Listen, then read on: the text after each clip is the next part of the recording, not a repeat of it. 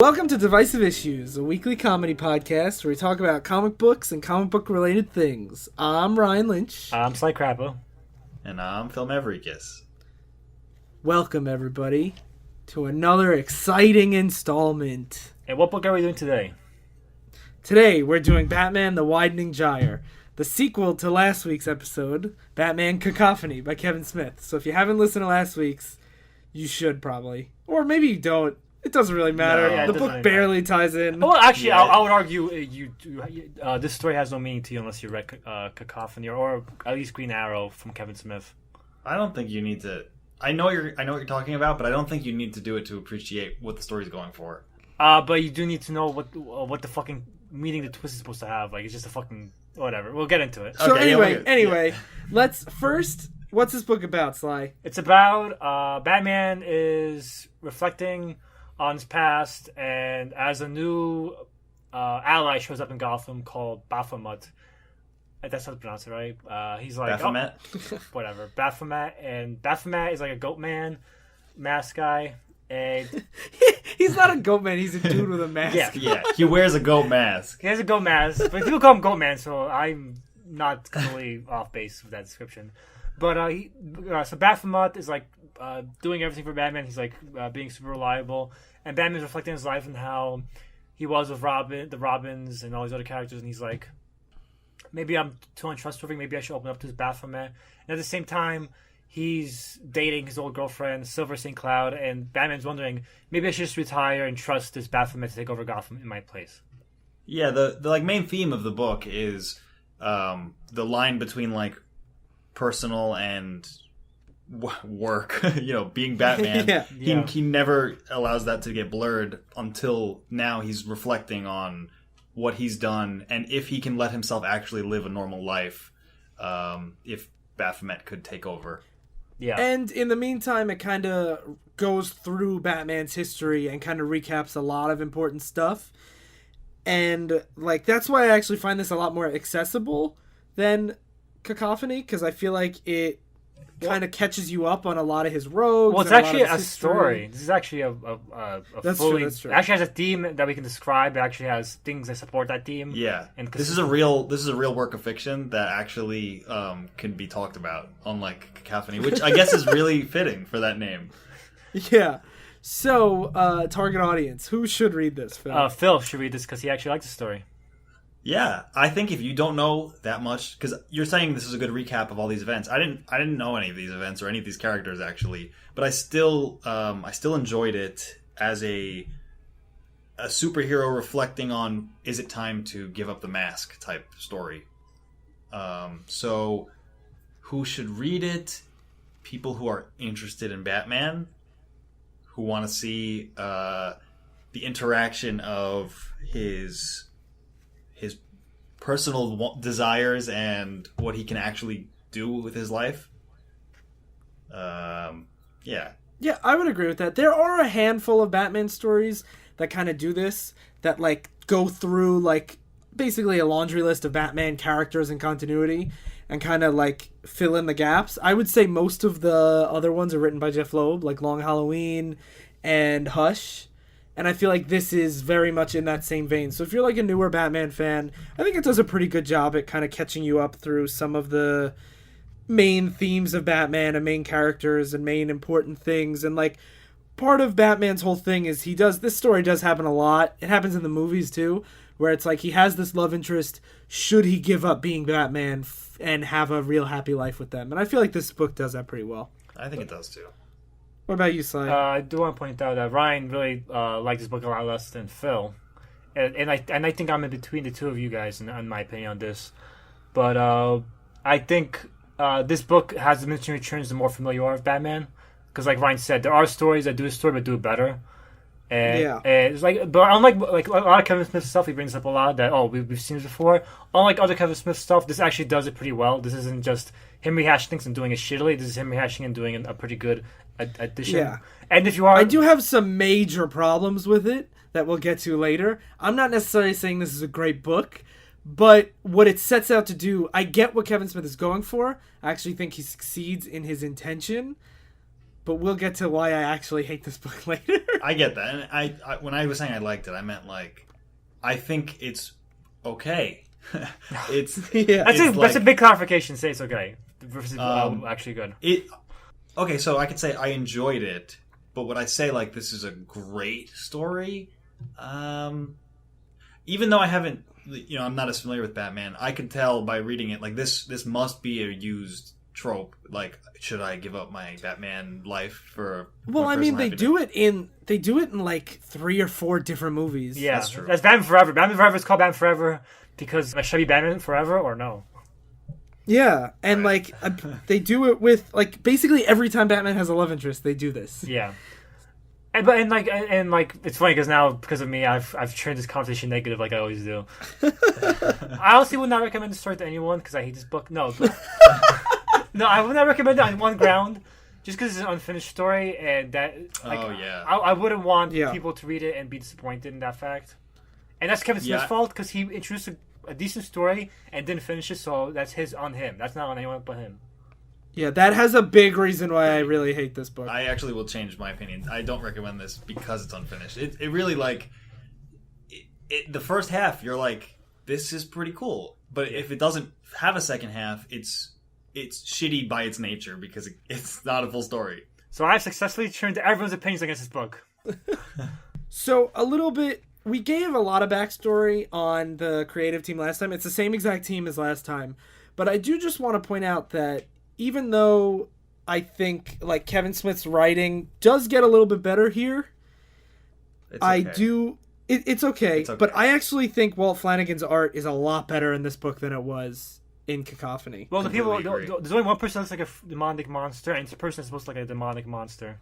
Yeah. I completely agree. The art, to me, was so much better this time. I also argue Kevin Smith's writing is a lot better, just on one note, because this captures more of what people like about Kevin Smith, and that's his dialogue, and this has very annoying, bro-y, fucking stoner comedy Kevin Smith, but also it does give some charm to the characters, too, at points. And the bro-y comedy is generally between bros. Like, it's not like Batman's talking... with the narrator. Right, or Batman's talking to, like, Commissioner Gordon, and it's like when he's talking to Robin, Yeah. Yeah. I think that's okay. Also, I have to give Walt some credit. A lot of times Batman has, like, the really super attractive Playboy girlfriends and stuff, but in this book they use Silver St. Cloud, and I think Walt does a really great job at making her, like, much more, like, just physically, her appearance, a lot more than just, like, the standard woman in comics body. He does a lot of detail with her face and her emotion, and like I think he really captures like her bringing out the soft side of Batman, and I think that's actually by far my high points of this book is like the stuff with Silver. I agree. And I just think that he does a really, really great job at like showing the more human side of the love interest, and I think Walt does a great job in this book. So I just want to ask before we start, Phil, you know what the poem this is based on? Oh yeah, when you guys first mentioned that we were going to be reading Widening Gyre, my immediate thought was the Yeats poem, Second Coming, of course, where a little out of our comfort zone on the show. But okay. It's pretty common. I'm sure you actually read it in school. Turning and turning in the widening gyre, the falcon cannot hear the falconer. Things fall apart, the center cannot hold. Remember? A lot of things are named after this, actually. Things Fall Apart is a Chinua Achebe book named after this. And actually, Kevin Smith, in each issue, the name of the issue is a line from the poem, which is cool. But my initial thought was, this is some kind of apocalyptic story because the Second Coming is about, like, the apocalypse. And this story kind of doesn't have, unless I'm missing a connection somewhere, it doesn't really have anything to do with an apocalypse or anything like that. Is there a Baphomet character or anything about a goat man in the poem? No. It's really short. It's only like 10 lines. Well, maybe it's a satanic connection because like on the cover of the first issue they have Baphomet and like the sign of the devil, the pentagram. Yeah, pentagram. So maybe it's Baphomet's supposed to represent the devil in the apocalypse, and he's maybe bringing the apocalypse to Batman. Yeah, and maybe like the second half of the story would have connected it more because even the chapters they only go halfway through the poem because I guess he was planning on finishing this. So maybe it would have connected better if this was a finished story. But it's a cool connection, I think, and I like that each chapter had a name from the poem. I bitched about some Cacophony, but I do find the words Kevin Smith used for his titles pretty cool. I just wish he had something more to do with the story he's writing. Yeah, That's fair. I agree. One thing that we keep mentioning that it's like cut short and all this stuff. It was supposed to be 12 issues, and he only finished 6 of them. So the trade that you could go buy is 6 issues long, and that's all that there is, right? He never even made it 7. Nope. Yeah, he has. Okay. What happened was we'll get into this later on, but as usual, Kevin Smith got wrapped up in TV and film stuff. And he's like, can't finish my comic stuff. He got wrapped up in something that makes way, way, way more money. Can't really blame him. Yeah, that's fair. But you want to get to this piece of shit or mediocre shit, whatever you want to call it? It's a mediocre book. IMO. Yeah. So, which after Cacophony, I was both like surprised and I have complicated opinions. this is actually probably Phil's best book so far on the show. Yeah, definitely. Yeah. Especially coming from Cacophony, I was like, I didn't hate reading this. Actually, like, it was okay. After Cacophony, Phil's like, maybe I should quit the show. I can't stand this anymore. I actually felt the same way, but then my opinion very quickly about faced. But we'll get to that. But mine was also the same way. Like, I want to quit the show too. Yeah. Okay, so who wants to do this? I usually do it, thing? so I'll do it if you don't mind. Okay. Unless you guys want to change the order and do a reboot again. No, we're gonna keep things the same. Okay. Sly. All right. So, And then as soon as you start doing a shit job, we'll fix it. all right. So the story opens up with Bullshit, Sly, you suck. Ah, fuck. So the story opens up the past with Batman and Robin fighting a villain called Baron Blitzkrieg, who's like a Nazi villain, a Nazi Iron Man, basically.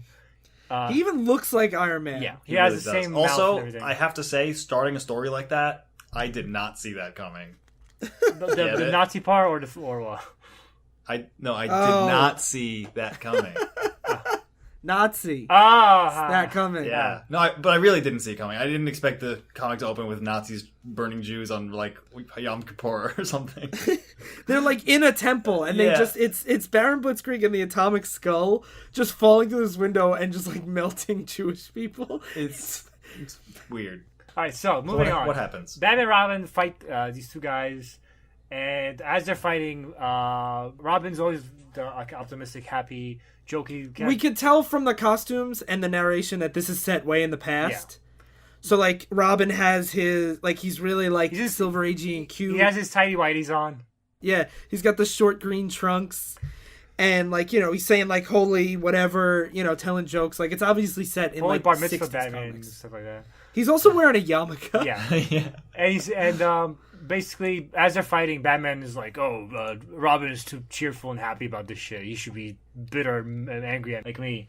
And But while he's saying that in the narration, Batman is still like in the flashback smiling. Yeah. And like obviously Dick is having that, cheerful effect on Batman, which is why Robin's the best character, but that's besides the point. So then it cuts to modern day where... In a really cool transition, I think, where Yeah. it's like him smiling at Robin and then him smiling at, what's his name? Nightwing? Nightwing, yes. Yeah. Robin grew up, he became his own hero called Nightwing in his own city. And he called Batman to help him fight a neo-Nazi at a grocery store. And Batman's like, I don't know what I'm here, this is stupid. And Yeah, this guy's just like mugging a grocery store. Why does he need my help? yeah. And it turns out it's because the neo-Nazis have stolen Baron Blitzkrieg's armor. And it's a mirror of the past story where Batman is still like, even after all these years, Nightwing is still fucking too cheery and uppity. He should be bitter and angry like me.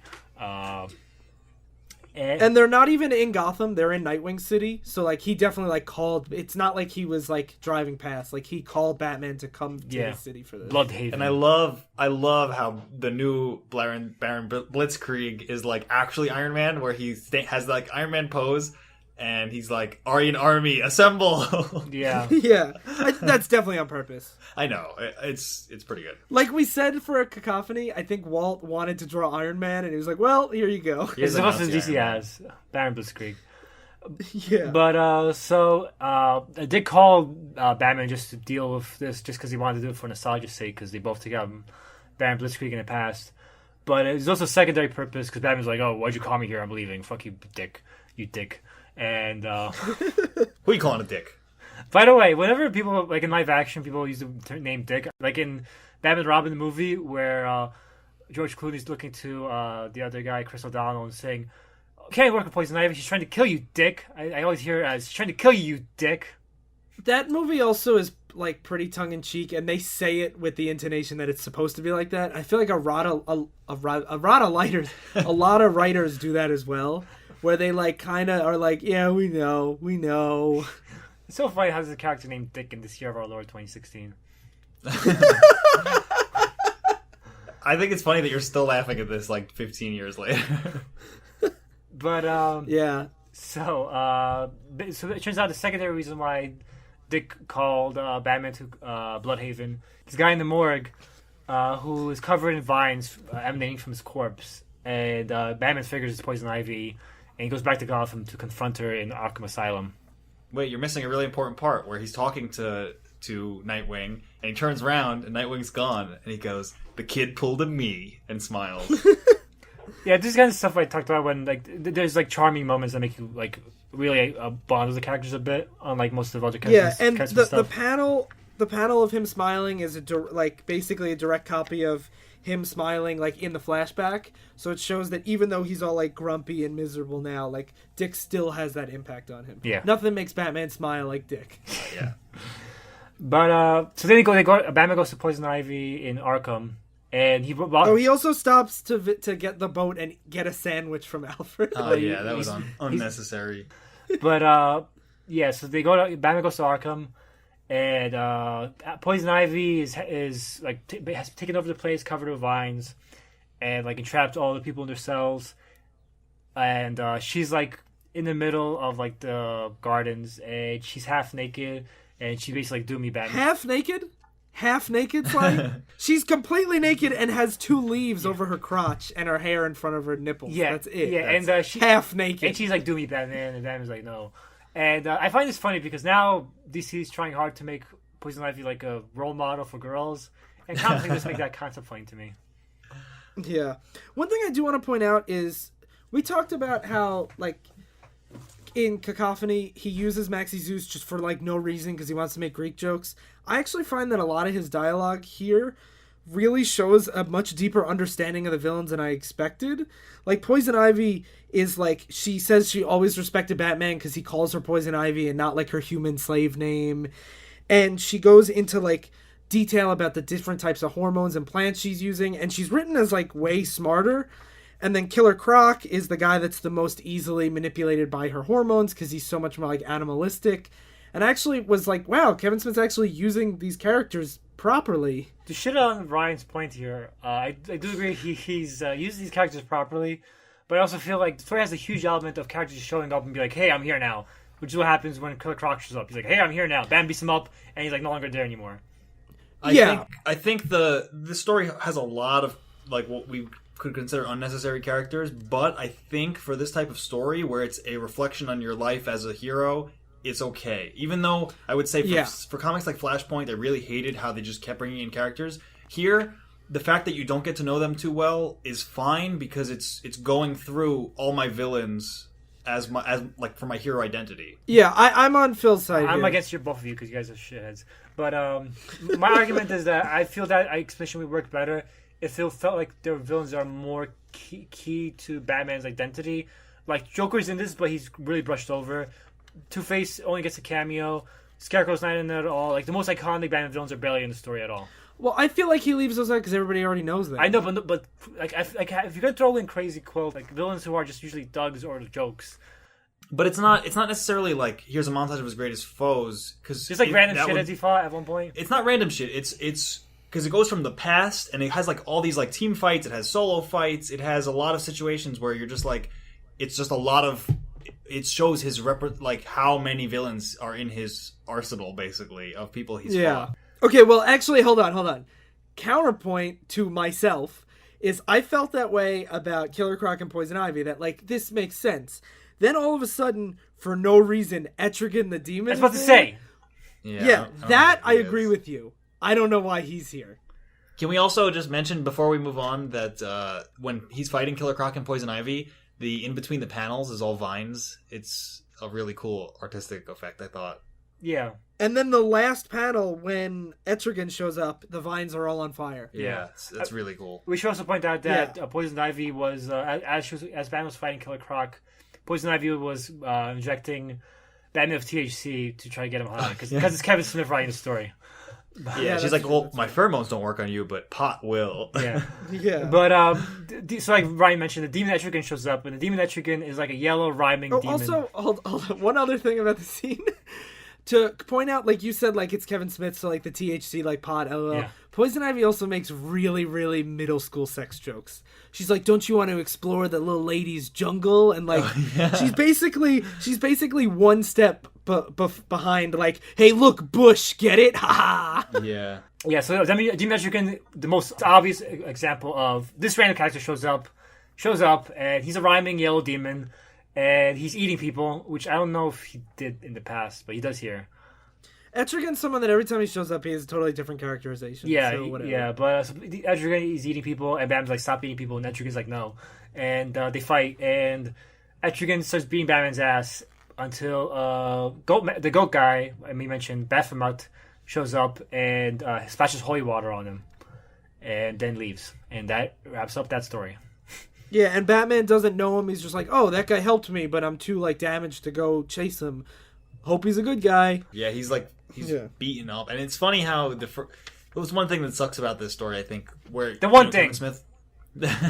One of the things that sucks is that Kevin Smith, like you said last time, does like to highlight his original characters more. Yeah. So Batman constantly gets his ass kicked to be saved by Baphomet, and it's kind of like a crutch for a writer to have to do that. It's cheap. We call it in the comic world. We call it jobbing out. Yeah. And Baphomet comically takes out some of these villains. Like most of them aren't even a challenge. Like Etrigan was murdering Batman, and Baphomet shows up and just splashes him with holy water and leaves. Like in like one page. Like he comically takes out these villains. That ends issue 1. Issue 2 opens up with Batman fighting a guy on the roller coasters holding a girl hostage. And the guy throws the girl off the coaster to buy himself some time. And she looks really happy about it, according to the art. Like, she's like really from year to year. Well, you don't know what it's like. When you're about to die, you're just like, it's like she's in awe of what... She's waiting for the sweet release of death. She's like, yes, finally. It has come upon me. Well, from what I hear, the fall isn't really bad. It's the sudden stop at the end. Good one. But right, guys. So as Batman, like, you know, it's a classic trick where basically what Onomatopoeia pulled on Batman last time, where save Joker or stop me. Where instead of this case, it's saving somebody that actually needs saving, which is an innocent girl. It's an innocent girl that it's a lot more of a. And this villain is just a pedophile with a gun, right? Yeah. Named Funland. Yeah. But it turns out, even though Batman's like, yeah, shit, let him go.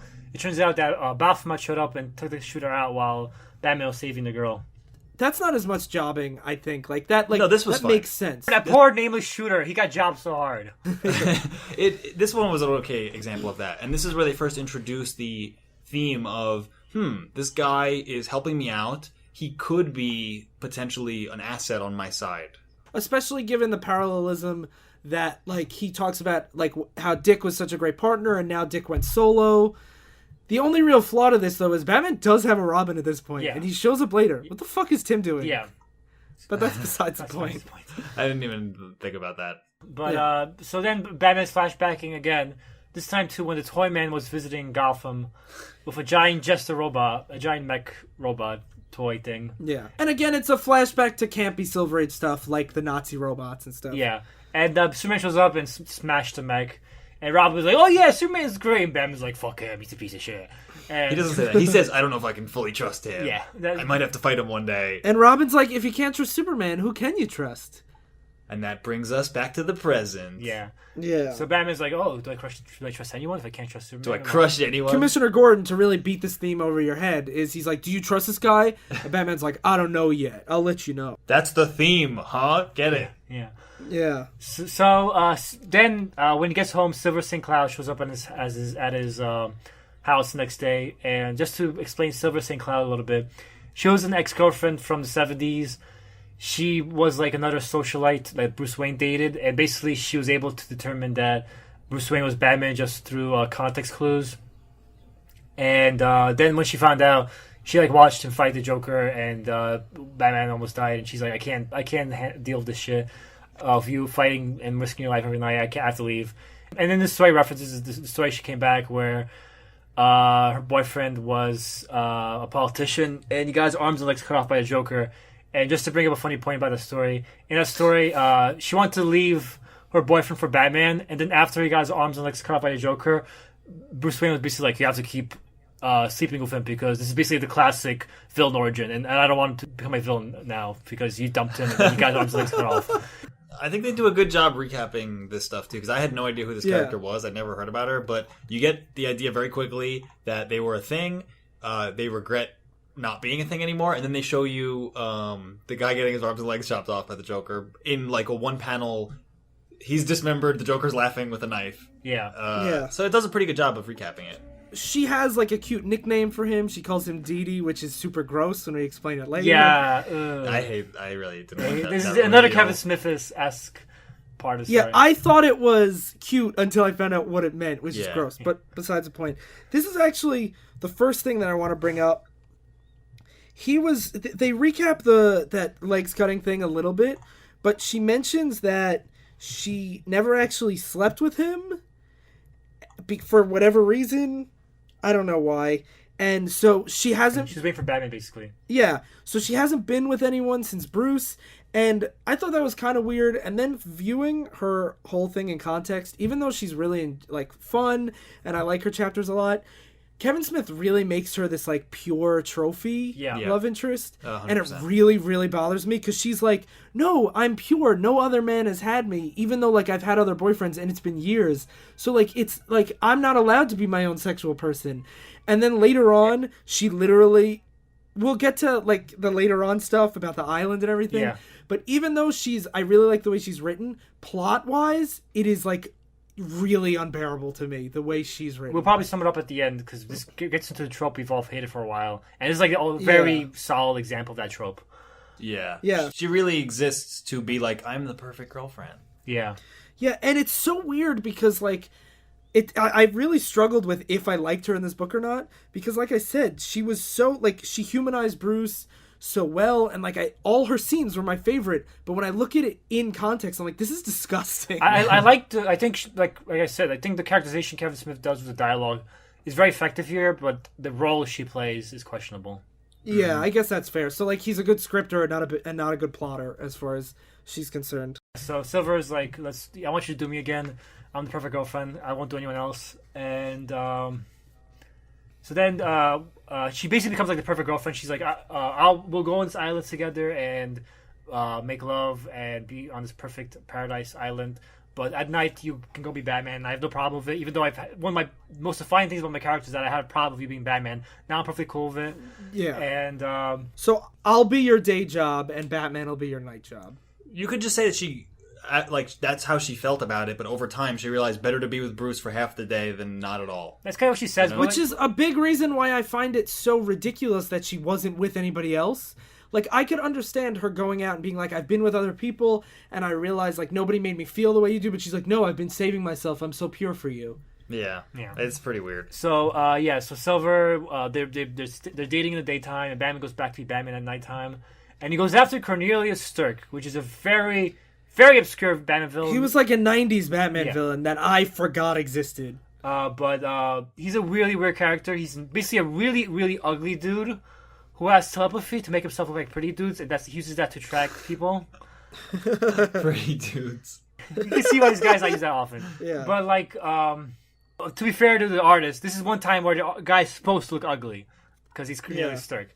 But to be unfair to Kevin Smith, to demonstrate this idea, he just has Cornelius Stirk explain it to his victim as he's about to cut out and eat his heart, which is what Cornelius Stirk does. He basically explains to him, "Oh, you thought you're dating Justin Timberlake, but instead you're dating me. Oh, that's my power. I have telepathy." Like, you could just show him. I'm not really a pretty dude. Yeah. I'm an ugly dude. You could show that visually, but for some reason he has to explain that while he's doing this. You know? Yeah. Yeah, and then really all that happens is Batman shows up and beats the shit out of him. Actually, Batman gets the shit beat out of him. Well, he starts to. He shows up and, like, a fist comes from off camera.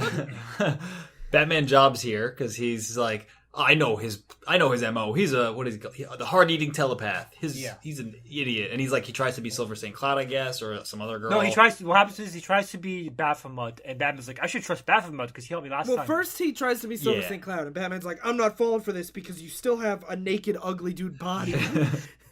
And then he turns into Baphomet, and Batman's like, I'm an idiot and trust this. I would have backed up Ryan that this is pointless, but now that thinking about this, it is supposed to reinforce the idea that Batman shouldn't trust Baphomet because he trusted him. He relied on him here, and then it caused him to be. But it wasn't actually him. That's stupid. I know, but like him relying on somebody to go and bail him out caused his downfall here. And I think it does show a point that like Baphomet is on his mind a lot to the point where he's fighting a telepath. He shows up out of the shadows and he's like, "Oh, Baphomet's here again to help." And that was his first thought, not, oh, he's dressing up as, or he's pretending to be someone else. Yeah. Because he obviously is thinking about him enough that he's trying to make this decision of what to do with Baphomet. Yeah. And so Cornelius Stirk knocks him out, and he's laying on the ground, and Batman thinks to himself, sorry, Silver, we won't be doing breakfast. This is the second time that he's laying there thinking, Mother, Father, I'll see you soon. Or, Silver. Like, he's about to die every issue. Yeah. So that is issue 2. Issue 3 begins with Batman tied up for literally 2 pages because the Robin we mentioned before, Tim Drake, goes and bails Batman out off panel. So Stirk is no threat whatsoever. And the whole point is just to show, like, I think about Baphomet a lot. I trust him. I got knocked out. Yeah. And Robin's like, you made a joke. You seem so much nicer. What, are you having sex with somebody? And Batman's like, shut up. And he's like, come on, because it's Kevin Smith. Yeah. So then Silver and Batman bone on the beach more. And then they have a montage of Batman by night, Bruce Wayne by day, boning Silver. Because well, he teams up with Baphomet. Yeah, he teams up with Baphomet. I think this is a pretty effective montage, actually. Yeah, I agree. It's not just like them in bed every single issue and then him kicking a villain's ass. It's like them, swimming on this it's like supposed to be like paradise. They're swimming on like a coral reef, and then he's teaming up with Baphomet to fight an assortment of villains. I think it works pretty well. Yeah, and he's generally, as the montage goes on, he's getting happier and happier and happier. Yeah.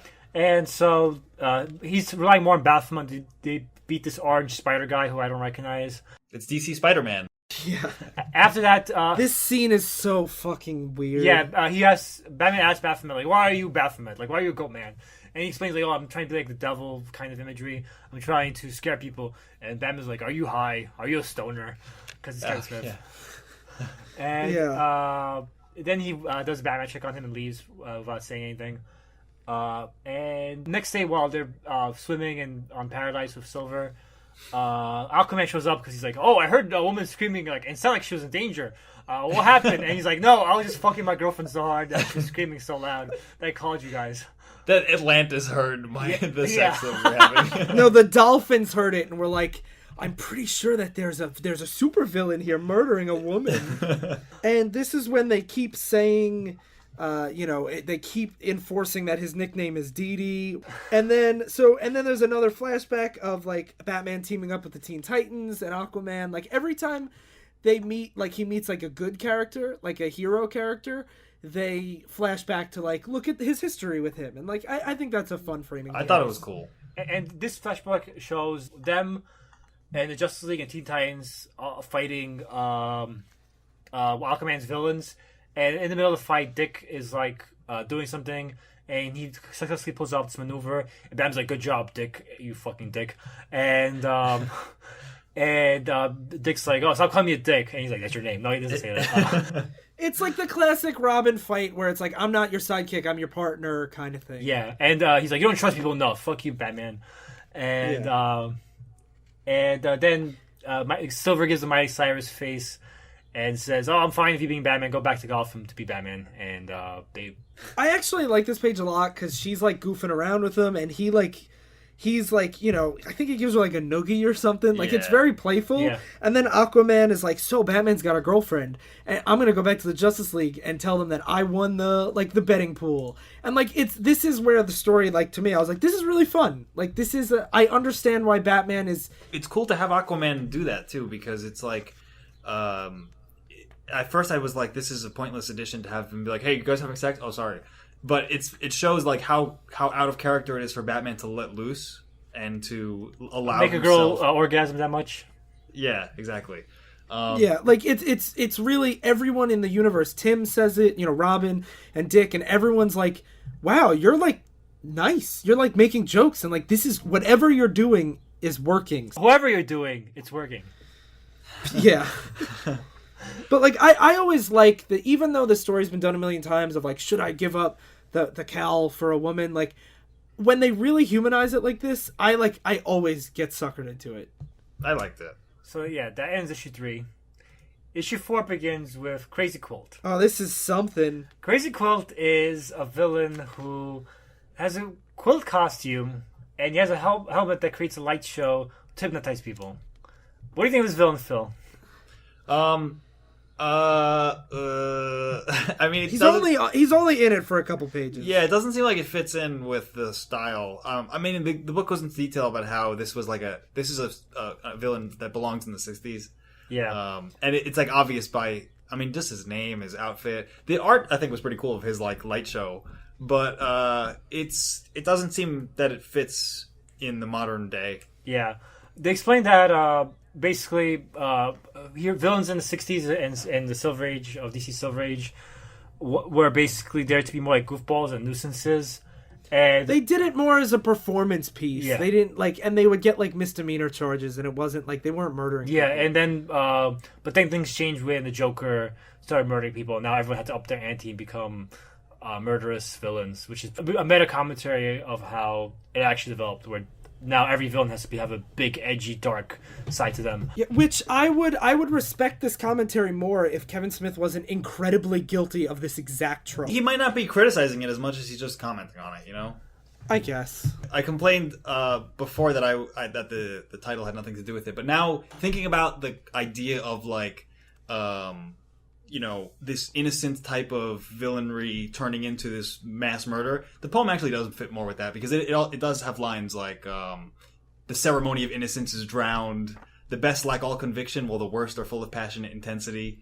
People going from, it's like a deterioration of the world. So if he was going for some kind of apocalyptic event, even if just for Batman, this story's theme of how the villains have gotten worse and worse does kind of fit with that like deterioration of society. Yeah. It definitely makes sense if it continued the way it was going, but like it stops in the middle, so I don't know. Yeah, that's the big problem with this book, is it's not done. Yeah, but just to quickly sum up Crazy Quilt's role in this, we were bitching about how Kevin Smith makes dark, edgy versions of villains. He does that here of Crazy Quilt, where Crazy Quilt now murders eye doctors, and he sews his eyes shut to try to be more edgy. Why? To try to be edgy, because That's it? yeah. So Okay. So then Baphomet tries to stop him, but like he gets hit by the hypnotizing helmet, and he starts throwing up. But then he recovers and fights off Crazy Quilt anyway. And Batman's impressed, like, oh, even though he can be too headstrong, he knows how to recover and compose himself and do the right thing. This guy's great. He's true Mary Sue. I also really like that he, like, right outside the place, he has, like, a cooler with, like, bottles of water and stuff. Yeah. Like, that's such a practical thing to have. Yeah. And he wants to keep Crazy Quilt's helmet as, like, a trophy, showing how, like, inexperienced and, like, goofy this guy is. Which is our first hint of ominous, that he's like, I like to keep, the masks Oh, of I didn't people. even think of that. I did not As soon make as that I saw connection. that, I was tipped. I started to think skeptically of him, because he's like, I like to just collect people's masks / helmets as trophies. I think that is a cool little. We'll get into this near the end when we reveal who he is, but Yeah. because I read this, I read the story knowing what the twist is. Ryan didn't guess the twist, and Phil did, so we'll see what that twist is and how well it led up to it. But Yeah. So basically, while he's chilling with his drinks in his cooler, he takes off his mask, and Batman's like, "I'm not ready for this level of commitment," and he leaves. He takes it off like just to drink water, like it's super casual. Yeah. Which I actually find a really cool concept, because like it's always so dramatic when the hero unmasks for anybody. Yeah. And I love this idea of just this new guy being like, whatever, you're Batman, I just take it off. And like Batman doesn't recognize him or anything. Yeah. But he's like, it's almost treated like somebody just flashed him, like Yeah. he's Yeah. super uncomfortable I mean, about it. it's because he completely breaks the etiquette of what you're supposed to do as a hero. Yeah. Yeah. And like Ryan said, like, oh, it's like you have to be a big moment where you reveal yourself, and that's why how Batman treats it. Batman treats it like, oh, you're supposed to wait for the right stage of the relationship to do that. Like, we're supposed to be really close and butt touching and stuff. But Like me and you, Sly. yeah. So then he goes to Silver and bitches like, oh, he doesn't know the proper etiquette for being a serial. He's like, oh, he's flashing himself in front of me. Who the fuck does he think he is? And then they have this really goofy transition where Batman's like, oh, we're not insiders, we're outsiders. Yeah, basically, he explains to her that Aquaman heard them fucking, so she has to stay in the cave now, which is a weird thing. Yeah. And then it's a really jarring thing just for her to use the word outsiders, so it could cut to Batman's 80s team called the Outsiders. I had no idea who these people were, but it was cool to just see them fighting all these weird villains. Yeah, there were a team Batman led in the 80s called the Outsiders. And basically Dick meets up with him and he's like, oh, it's cool to see you lead a team. It's cool to see you trust people. That's good. You're developing as a character. Yeah. And so they're talking in the Batcave. They flash back to the Batcave and Silver is talking to Batman. And she says, oh, you have all these books you wrote about your dad's journals and like all your cases and stuff. Yeah, he's been basically keeping like detective notes. Yeah. And she's like, you spend so much time writing. You've gotten really, really good at it. You should like be a writer. And I like this idea a lot because it's like all his like super obsessive Batman stuff can translate to real skill in like not crime fighting.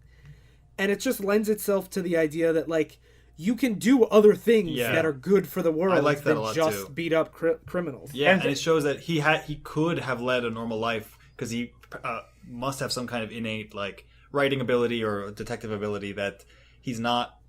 He could be a normal person. Yeah. Yeah. He could be an exceptional person. Yeah. So Batman goes to investigate a tripped alarm that happens later to see who tripped this alarm at the store. And she turns out to be Catwoman wearing an old costume, and she has her legs spread open, ready and waiting for him. Saying, can I ask you about your girlfriend with her legs spread? Yeah, and she finds out that Batman's dating somebody, and she's like, no, you should do me instead. And Batman's like, okay, and he does her. Yeah. She even dressed up in her old costume, her Silver Age costume, to like, because he likes it. Yeah. Or whatever. Batman is a cosplay fetishist. I'm not sure how I felt about that whole... I like the idea, if Catwoman was... Like, I like it because of the context of other writers making me really like Catwoman. Okay. He just brings it up for, like, it's kind of forced here, but I like the idea of Bruce, like, wanting to settle down and get out of the Batman life, and Catwoman be like, but then what, like, we've been love interests for so long, and I'm only Batman. I don't care about Bruce Wayne at all. Right. Like... She has a costume fetish, too. Yeah, and like, and I find that really interesting, especially the fact that he's like, I don't want to be I might not want to be Batman anymore. I want to give it up. And that affects her greatly. Also, if we want to go back to the plot usage of Silver St. Cloud as the perfect, pure virgin girlfriend, he's like, she even says, like, I know you've slept with everyone, but, like, let's just catch up to that. And then he just goes and cheats on her, and that's never considered, like... He doesn't think, like, maybe I did something wrong for my perfect girlfriend. He's like, should I be Batman? I don't know. Yeah, so, spoilers, he has sex with Catwoman at the end. And, like, I guess he thinks that because he's Batman, it doesn't count as cheating. Because he doesn't feel bad about it at all. He never feels bad. He doesn't even bring it up. I mean, if you're wearing a mask, you're a different person. So it's like... I'm not Bruce Wayne, I'm Batman. Yeah.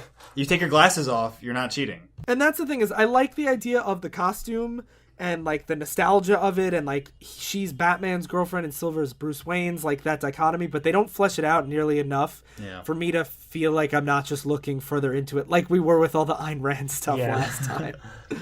So issue 5. It opens up with Baphomet is fighting Mr. Freeze with the current Robin, Tim Drake, and Robin's like, this guy's a pretty cool dude, I like him too.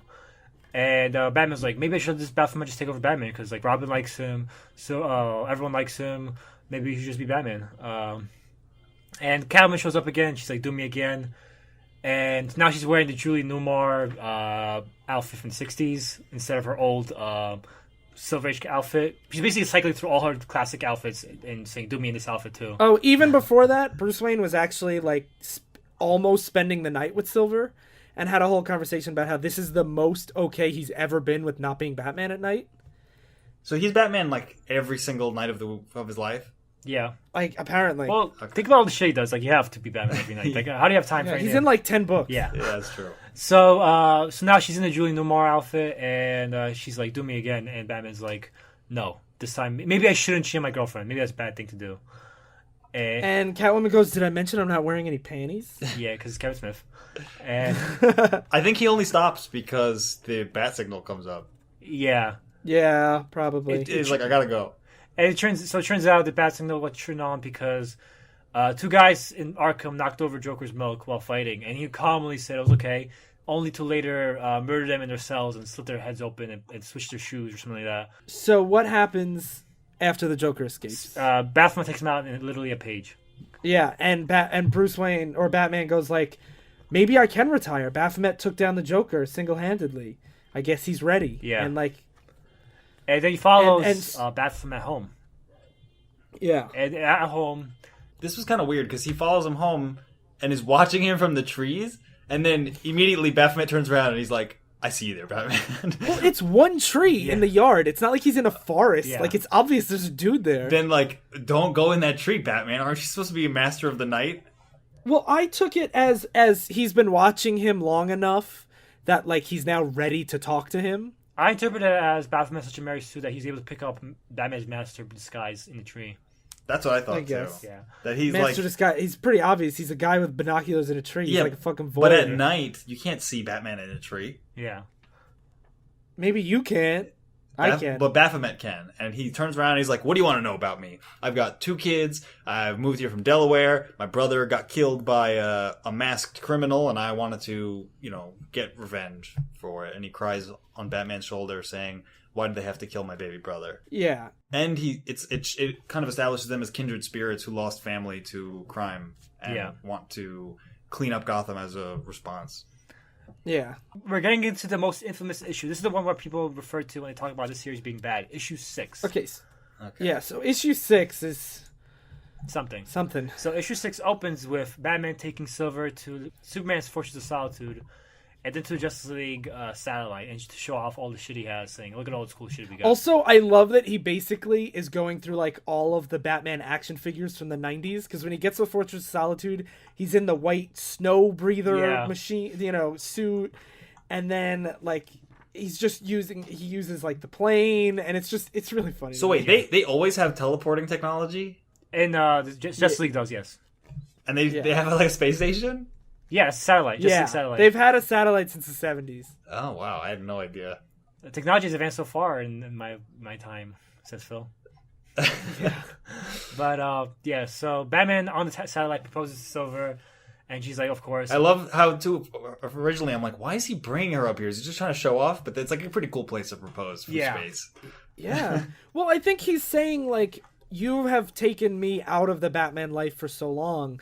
I'm getting ready to give it up. I want you to see what I'm giving up for you, kind of like grand romantic gesture. And I think that's really cool. I think it's cool, too. So this is where she explains the nickname. Double D. She explains it to Alfred when they get back to the Batcave. And he's like, what are you talking about? Why tell Alfred? Why? Because she's Dirty Bird, as Ryan would say.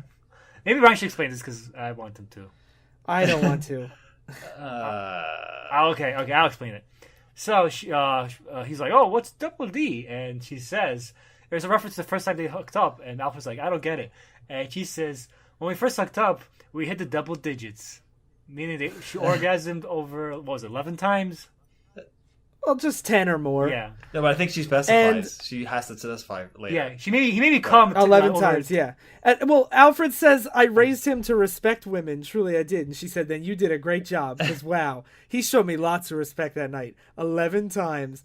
And this is actually a pretty fucking good joke. Alfred goes, oh, he's even obsessive-compulsive when it comes to that. That's a pretty good joke. I agree. But this whole entire Double D thing, the most Kevin Smith part of this story where Batman's so good at bed he makes your orgasm double-digit times, and now he's double D. And then he makes a joke that he fucked the penguin.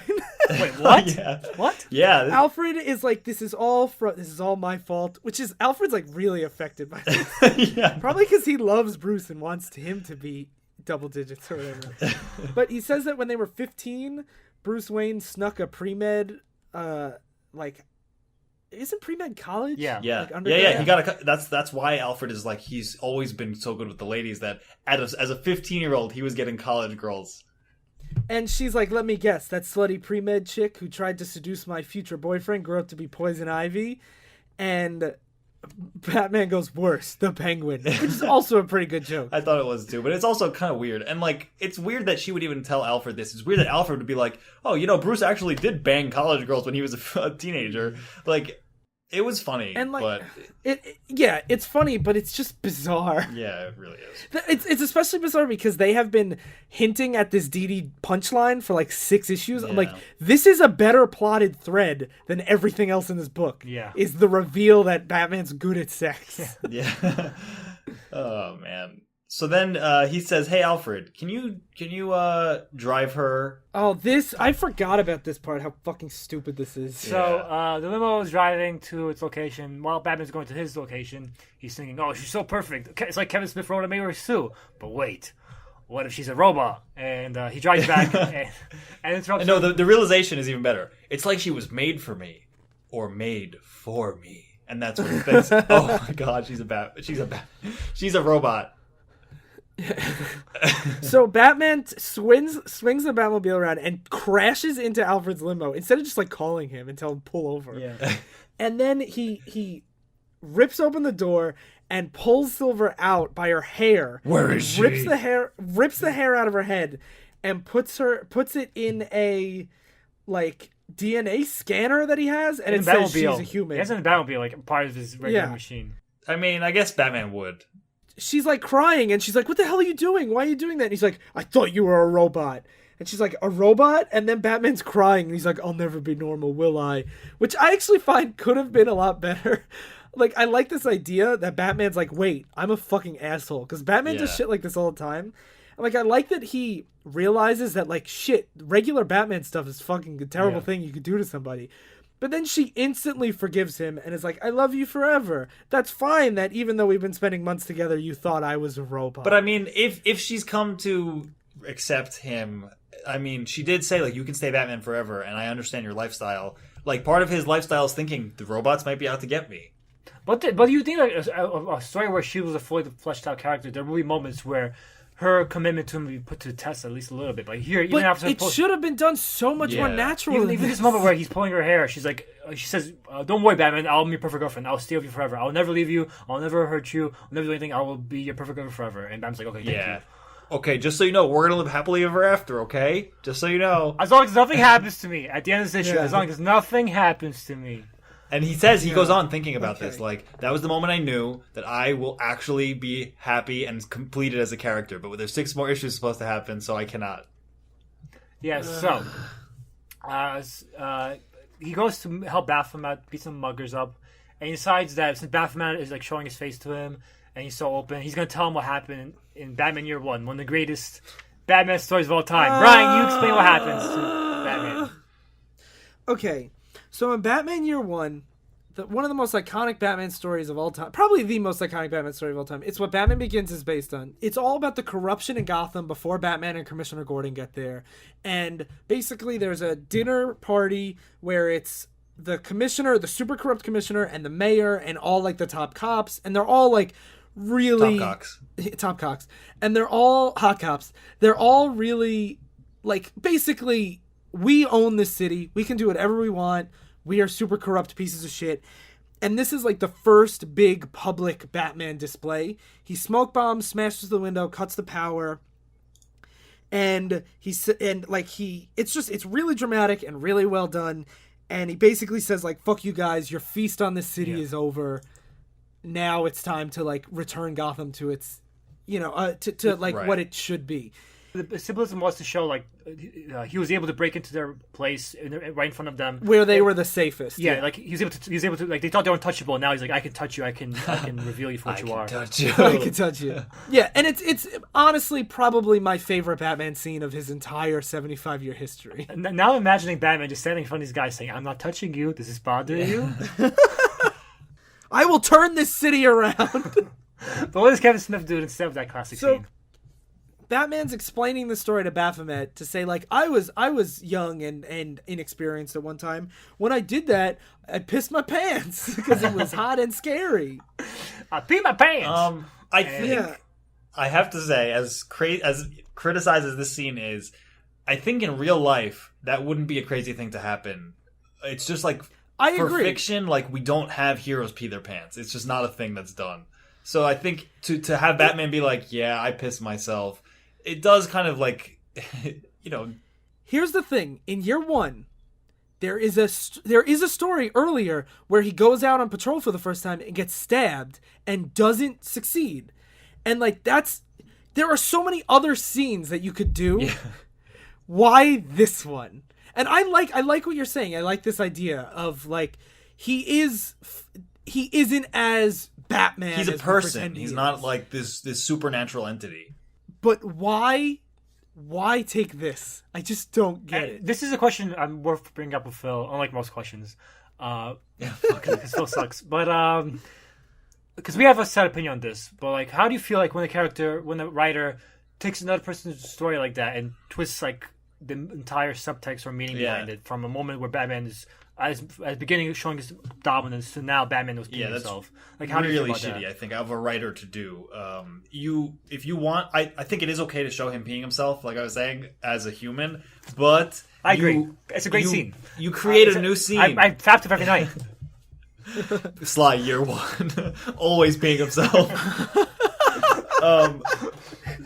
So I think it's really shitty to take someone else's story like that and say like, yeah, that cool thing you wrote, no, he was peeing himself during it. It's okay to do that to show the scene happening, but make up your own scene then of. Yeah, the nature of comics is there's going to be retcons, there's going to be retellings. Like I understand that, but have a point, and the point of this scene is the punchline. Yeah, because it's not like Batman being humanized affects Baphomet's character after the next 10 pages. Yeah. If you had this earlier in the book, I think it would make more sense of Batman showing what people view as his greatest success was actually a very personal weakness for him, a failure of self-control. And for a character like Batman, that's a huge deal.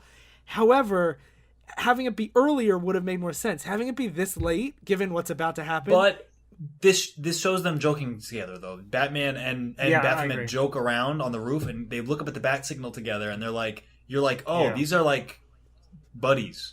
Humans. Yeah. I agree with Phil on the placement and meaning of the scene is fine. I just, like Phil said, you could make your own scene up that picks this, because like the story's literal flashbacks, and I don't think most of these are super canon. Like, I don't think I'll be surprised if Baron Blitzkrieg blowing up a mosque is super canon. Like a temple. A temple. A temple. Sorry, mosque would be even more controversial. That would be Baron Trump flying in. Yeah, Baron.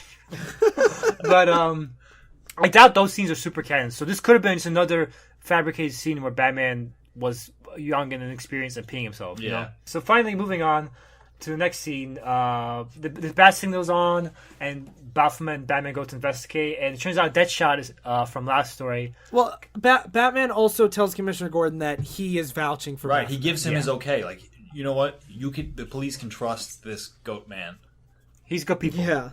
And but they get interrupted and they go to check the bat signal, and it turns out Deadshot's fighting Catwoman, but it turns out Catwoman hired Deadshot to fight her so she can get Batman's attention. After he gets there, this is when he reveals that he tells Catwoman that he's getting married.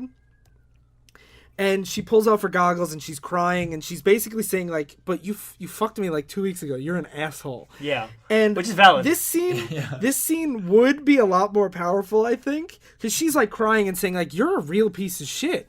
And you gave me like hope and all this stuff, but it's not that powerful because Deadshot, a murderer, and Baphomet, a new character, are watching this fight and being like, whoa, that's fucked up, man. Yeah. Let me guess. You need a hug. Yeah. Deadshot says, you need a hug, Batman, and Batman arrests him as a funny joke scene. He strings him up and has a sign that says, I need a hug, in front of the police station.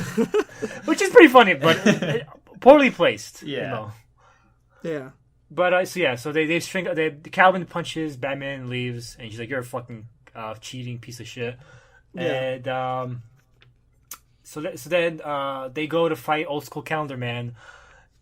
Because like me and Ryan mentioned, Calendar Man got rebooted in like Long Halloween to be like a Hound Electra type, but this takes it back to his old school red costume with calendar designs on it, Calendar Man. But the fact that it's not a flashback, kind of like, it's so weird because every other campy thing in this whole book is a flashback. This is just Calendar Man's here. He's stuck in the past. Yeah, he's living in the past, man. And then they bring up an important question when they talk about Calendar Man, where he and Baphomet are in the Batmobile talking, and they say, Baphomet says, some of these animals should be put down for good. And then Batman says, no, you can never kill anyone. Let me tell you about last story where I chose to save the Joker instead of chase this villain. And Baphomet's like, that's wrong. And this is why I feel like the story needs Cacophony as much as Cacophony sucks. Because this is like Phil is picking up these clues to what this final twist is. There are no clues at all that make any sense if you don't know Cacophony. Yeah, true. Yeah. Very but true. This, in the defense of the book, this was billed as a sequel. Like, I it's agree, but supposed we were arguing like whether we should skip Cacophony or just do this and stuff like that. You need Cacophony for the story to make any sense as a mystery story. And I would argue that you should stop the book right here, and it is a lot better, and then you don't need Cacophony. I agree. I would stop issue 5 and you're fine. Yeah.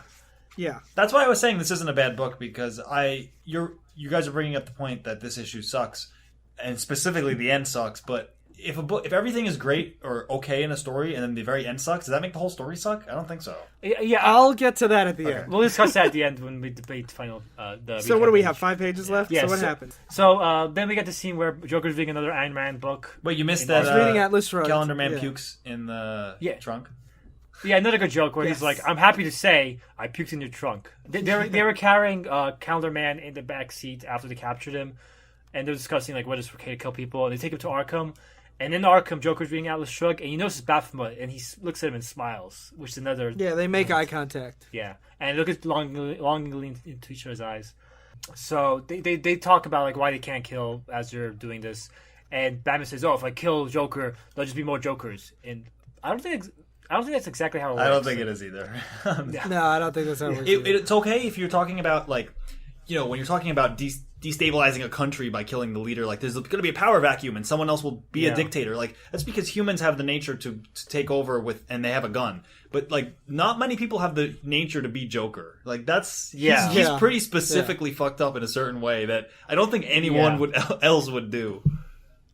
Yeah. And so then, after discussing this and taking Calendar Man to Arkham, they go back to the Batcave. Oh, they go to Batcave the first time for Baphomet. Yeah, which is apparently, like, this is the culmination of the story here, is where he's like, I trust you enough now, I'll bring you into my secret lair. And he does say, in the past, he's not even shown, like, Superman him without his mask, but he's willing to start showing Baphomet his life. Yeah. And this is actually a cute moment where Silver's there. I think this is adorable. Yeah, Silver's wearing Batman's old cowl, and it's too big for her, so she just looks really cute in it. Yeah, she does. She looks like a little kid in a costume. Yeah.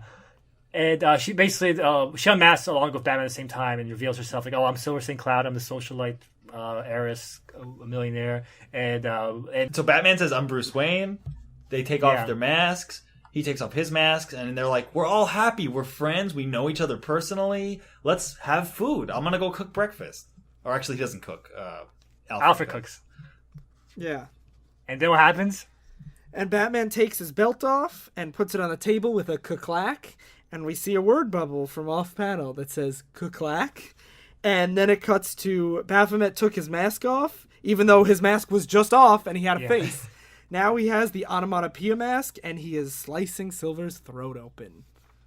End of Volume 1. End of this story for now. Until Kevin Smith gets off his ass and makes more additions. He could take his time, it's fine. I like how onomatopoeia also, as he's slitting her throat, goes Baba Booey, Baba Booey. So, just two things to get to talk about. First of all, the most obvious one is the trope of fridging, which the story follows to a T, because Silver gets fridged super bad. Well, here's the thing, though. It's hard for me to say that she's absolutely getting fridged, because she actually does have a lot of character work and a lot of moments in here. She's might not necessarily be introduced just to kill, because we don't know what happens right after. We don't know how the story resolves. So as of now, it seems very much an example of just that, where like you just built this character up just to slice her throat, which is terrible. She has to die though. She has to die because it's like it was the last issue this issue where he pulls her out of the car and he realizes my life is finally perfect. That to me was immediately like she's dead, because you can't have Batman just be like, I lived happily ever after. Well, the thing is, with this story, was it necessarily supposed to be in canon? It seems like it was. Like, it's not. It can't be in canon now. I guess it can be. But who knows what happens after this fucking story ends? Because we never. Because there's the reboot that happened like the following year. Yeah. But I don't know, because the thing is, like, to go back to Phil's question earlier of if it's pretty good for 5/6 of it, and then the end is terrible, can it still be good? I would argue that most of the time, yes. But now, after this ending, I have to look back. Having this be the end, what is gained from this story? That Batman wants to live a normal life, and that someone who's devoted to helping him do that can transition him out of Batman life into Bruce Wayne life, and that he wants to be able to trust people, but feels like he can't. Well, now he never will, but I think it's still an okay like theme for the story, even if it's not resolved. I want to just transition to what my second beef of the story is, and it's what happened in Flash season 2, and which is one reason why I hate Flash season 2. I guess spoilers. Just general spoilers. Flash gets betrayed a lot in Flash. Okay, like it's one of the things that happens in Flash. Like he gets betrayed a lot, and his character is like, I want to trust people. I want to be optimistic. I want to be trusting and optimistic. And the story is like, no, you can't be. You will be betrayed. Your life will be shitty. Eat shit, you piece of shit character. You will fucking... This is your life. And that's basically what happened in this story, Batman. Batman's like, I never trusted people my whole entire life. Can I trust people? Is it possible for me to trust people? And the story's like, no, you can't trust people. Everyone will fucking betray you. You will live a horrible life. But I think one of the weird things about this is, like, it was weird to me how he was willing to take off his mask and show his fiancée off to this new character when he's like, I've never done this for Superman. I've never done this for any of my other friends, my hero friends. Well, because it's Kevin Smith saying my character's so good, he's the only one worthy of it. It's not a problem. It's Kevin Smith marries Sue again. But more importantly, this feels like Batman being like, I'm reaching a point where I never hit before, where I'm basically no longer Batman. That's where I'm losing that aspect of myself where I'm a dick to everyone, where I'm not trusting. I'm opening up. I'm becoming more optimistic. I'm becoming all this. And it's a bad idea. I was right to be Batman. But it was a good idea if he if he did this with literally any other Justice League member. I don't know if that's what I mean. But he doesn't, yeah, so that gives the story a very pessimistic... That's what I mean. Like it has a very, like you said, it could be any other character. This will work like 99% of the time. The method he used to verify Baphomet's trustworthiness. But this one case doesn't work. And if there was a part 2, it'd probably be a theme of, I can't trust anyone, I was right, I trust everyone, fuck everything. Yeah. You know what I mean? Yeah, like, if part 2 ended with, like, him telling, like, let's say him, like, the Justice League helping him get over this and trust again, and it ending with him bringing Superman in or something, that could be a cool way to wrap it up. But as of now, it just stands as very pessimistic. Like, no, you can't trust anyone. Batman always has to be miserable. And as soon as we brought in some fun with someone else's character, for the record, Silver St. Cloud, we're just going to murder her. It's fine. Yeah. I just want to say, like, this shows, like, the importance of a story's completion, because up until part 5, most of us were enjoying this story. Mm-hmm. We get to the end of issue 6, now we're questioning the entire validity of the story itself, and if there was 6 more issues, maybe we'll like it more overall and make up for this part, you know what I mean? Yeah. Or maybe we would hate it more. Yeah, who knows? But we don't know, and that's what really sucks. And, like, that's the thing is, when it ends with that death, it's just so, like, that's why I hate this book so much. I hate it more than Guardian Devil. And I think I hate it more than Cacophony, too. Wow. Because I'm not saying it's as bad as Cacophony, but to me, I'm like, all you did was just bait me with this, like, character that I really liked. And it's not like it's done in, like, a Game of Thrones way, where I'm like, I feel like it's an engaging plot, and, like, I understand why this had to happen. It's done in a way that I'm like, oh, you were just jerking me around so I could feel something when you kill this character. Yeah, and I agree with that, too, because, like I was going to say, the believability of it really makes a big difference. And I think you brought up, Game of Thrones, Song of Ice and Fire, like, the deaths in that series, I think we might have talked about this before, but the reason they don't feel cheap to me is because in the books they're always like they literally they have to happen that way. Like they're explained in such a way that the world wouldn't make sense if they didn't happen that way. Whereas in this, they breaks the world, because how could this guy be such a good fighter that he beats up all these villains and then can like trick Batman so much and then sneak up and slit her throat like so quickly without Batman, this master fighter, not even realizing that there's a problem.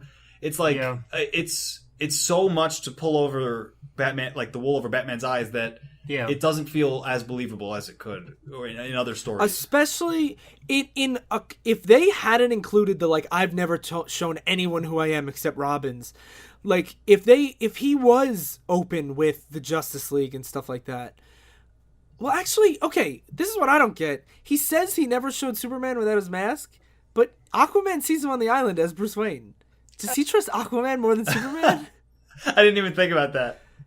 That's pretty funny. Yeah, that's pretty funny. He does explicitly say he didn't show Superman? Yeah, he said Superman. His face? Why? Yeah. Doesn't Superman have X-ray vision? He does. He wears a lead-lined cowl. Oh. No, but not a versions like in the Superman cartoon. Superman discovers identity that way. He looks at his mask saying, "Oh, you're Bruce Wayne," and Batman's like, "Fuck." Yeah. But yeah. So final recap page. I think my opinion is I'm in between you guys. I think it is very flawed. It's better written than Cacophony, but it has very unpleasant tropes. And maybe it would have been better if it was finished, but the way it is now, I still think Cacophony is better. And I think this is actually one of my favorite Kevin Smith stories, which is a very... Wait, you think Cacophony is better, or this is better? No, this is better than Cacophony. Okay. And this is one of my favorite Kevin Smith stories, and which is not saying much, but it's something worth noting. But I do think the fact that it's unfinished and the tropes he uses do make it something I wouldn't recommend. Yeah, I'm inclined to agree that I think it's definitely better written. I think structurally, I think the book actually is pretty decent, and I think the art is really, really good. I really like the art in this book. But the end just bothers me so much for so many reasons. And like, I could look past Silver being like the perfect trophy wife kind of character because her scenes were fun and emotional, and I think a lot of that had to do with the art too. But like, I could look past that when I felt like they had to make her perfect because she's the one who's going to make Batman give everything up. But having it end with her death is so shitty that I can't recommend it. I hate it a lot. But it's better than if you've read Cacophony and didn't despise it, this is definitely better. That person doesn't exist. You're talking to no one. Okay, yeah, I guess. What about your final recap, Phil? Again, like I said before, I enjoyed reading it, and it's more than I can say about a lot of other things. And you know, we said there's a lot of annoying tropes. It's like, yeah, it has tropes at least. It has something it's trying to do. Unlike Cacophony, which was just a mess of nothingness. Cacophony. Yeah, it was a cacophony. Yeah. On paper, but the end being unfinished kind of does make this not worth recommending, because to tell someone to read something that's not even finished just is shitty. It's just a shitty thing to do. Yeah. This is one of those classic books that I feel like kind of falls out of the categories of like good, bad, or bad, because like it's not like Cacophony was such a mess that I was like, I could see reading this to see what a mess it is. But like with this, I'm like, the parts that I like are so ruined by the end of it that like, I don't want anyone to have to read this. Yeah, and the fact that it was Onomatopoeia being like super villain again, who's like the most powerful villain that can be Batman, is like, I don't know. I read this while I was proctoring a biology final, and I was like, I have to read this biology regents exam to like get something better written than this. I read this while out of proctologist, and I'm like, the proctologist is better than this. Did you? No, I didn't. I did. All right, but final section, one of our final sections, highlights. My highlight is personally Silver St. Cloud's character. I think she was well developed until the end. Yeah, mine was definitely the playfulness of Silver as well. I liked, honestly, all the recapping with the Robins, all the different villains he's fought. I thought it was interesting to see them and see how he's changed over the years. And how his interaction with the Robins kind of informs his interaction with Baphomet, because he's like, they're always telling me to lighten up. He could be like an equal too for me, who I can show the ropes. I like that. Yeah, the flashbacks reflect onto the current story very well. And that's how you use flashbacks correctly. There's a lot of good parallels. Yeah. So, moving to questions. So this one comes from Brian via Gmail. Who's that? You could write us Who's in. that? Divisive Issues. Brian. Brian from X-Men. From the X-Men, Brian. Oh, X-Men Brian. Yeah. divisiveissues@gmail.com, at Divisive Issues for Twitter, and all that jazz. He says, what is... I don't have it in front of me because I can't reach my phone, so I'll remember it. The phrasing might be different. He's going to call you saying, what the fuck, you misinterpreted my words. What is the most jarring or out of place, terrible bit of dialogue that you've ever read in a story? The example he gives is, from my perspective, the Jedi are evil. That's a good question. I'll go first. Okay. There's a line that me and my brother Sean from Howard the Duck make up. We reference all the time from Grant Morrison's Flash run, where Wally has to run this race against these gods. It's not important, but his wife goes, "This is the worst. It feels like the worst ever." And it's such a ridiculously out of place, bizarre line to put in that we just mock it all the time. Do you guys have any lines that really stand out? You just remind me of one. There's a story, one of the most infamously bad comic stories of all time, Countdown, which we'll probably do one day. It'll be like a 10-parter because it's fucking long as hell. Sounds awesome. But yeah. But one part is I think it was Wonder Girl and Mary Marvel, the girl version of Shazam. And there's like the world's being destroyed, and Wonder Girl turns to Mary Marvel and says, "Gosh, will this nightmare ever end?" And she's like, "I don't know." So is it the worst dialogue or the worst delivered dialogue? Well, it's a book, so like That's true. it's delivered however Sly's head does. That's true. But yeah, oh gosh, while the world ends is pretty bad. Yeah. It doesn't have to be a comic. It could be anything. So much bad dialogue in the world. I'll just say from last season of Game of Thrones, this is not a spoiler, by the way. Unless you're just bad dialogue spoilers. One character... I love my bad dialogue. I follow that canon all the time, Phil. Don't spoil this for me. One character who will not be named says to another character who will not be named, you thought you needed a good girl, but what you needed was some bad pussy. Oh, Jeez. Yes. That made me say, "Oh, okay, I'm not watching next season." that was the straw that broke the camel's back. Okay. All right, so that's a good pick for him. And as always, rate and review us on iTunes and all that stuff. I submitted us to other listening platforms like Stitcher and Google Play. I don't know if how long that takes to happen, but maybe by the time this comes out, that'll be a thing. We also have to do recommendations. Yeah. So now, lastly, recommendations. Who wants to go first? I'll go first. Yeah, Phil. Phil always goes last. Phil, go first. Yeah, first is the worst. Shit. So I was thinking a lot about this of what to recommend, because I figured there's a lot of other comic stories that are like, I want to give up the mask, but I can't. But to go in a different direction, the TV show 24, I think, deals with the idea of a hero character who his personal work, being a counterterrorism agent, ruins his personal life.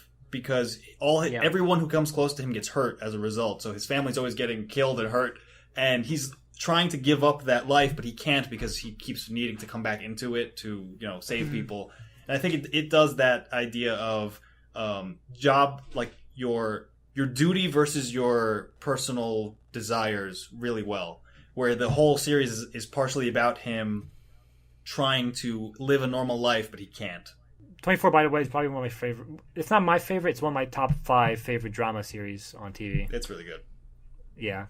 So Sly's definitely mentioned 24 before on the show. I love 24. I ship it with myself. With me. Do you want to go, Sly? But so my recommendation is the first appearance of Silver St. Cloud, a story called Batman's Strange Apparitions, which was a story in the 70s by Steve Englehart, and the majority of it is drawn by Marshall Rogers, and he's the most notable artist on it.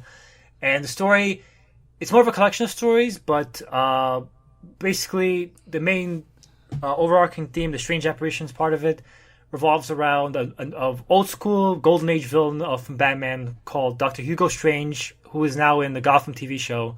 Hugo Strange was like a mad scientist type, and in Strange Apparitions, he captures Batman's like his psych unit, and basically he discovers Batman's secret identity. And Rupert Thorne, who is a classic villain from Batman TAS, the animated series.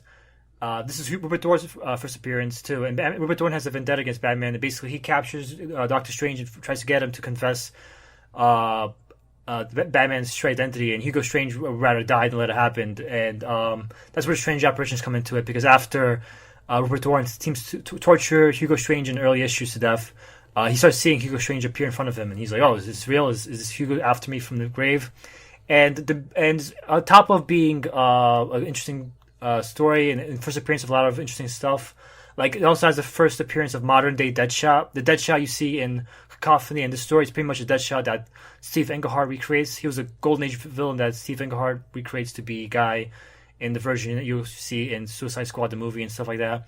And on top of that, it also has if you watch the Batman anime series, the classic story Joker, the Laughing Fish, where Joker makes a bunch of fish have the Joker smiles on them, and he creates this crazy plan where he tries to take licensing rights over all the fish in Gotham because of it, which is like the most classic Joker story. Like it shows his vanity and shows his insane plans, like how little sense they make, but how like deadly they can be. I love that episode. Yeah, that's the original appearance of it, Strange Apparitions. Yeah. Sly is definitely going to shit on my recommendation because it's not the best book. I'll just shit on you in general because I fetishize that. Oh, Jesus. I ship it. Jesus. I want to recommend a book that's similar in tone to like the recap through Batman's history, but I'm going to qualify it where you also have to read the sequel. Well, not the sequel, a follow-up, but Batman not the Odyssey. sequel. No. There's a book from like 2003-ish, I think. It's called Batman Hush that goes through... Sly hates it. It goes through a lot of Batman's history, much like this one does. I think it's better than this. I don't think it's great, but the art is Jim Lee, and it's really, really good. And it shows a lot of really cool Batman continuity. I read it when I was a very early comic fan, so I really, really liked it. And I would say if you read it, absolutely read Heart of Hush by Paul Dini, because that's a really fucking good story. And also read Return of Hush too, so you can appreciate no, Heart of that Hush story's more. Bad. So yeah, I recommend Hush followed by Heart of Hush. I will say Hush would be a good candidate for the show because, like Widening Gyre, it's a story that I find pretty good for most of it until the end, which has a really dumb twist that I feel distracts from the overall experience as well. But I think that's fair. It is better, this story. Let's wait a little while because it's very similar. Yeah, it is very similar. Okay, so that's it. Thanks for listening, guys, for Divisive Issues. I've been Ryan. I've been Sly. And I'm still Phil. Stay in continuity.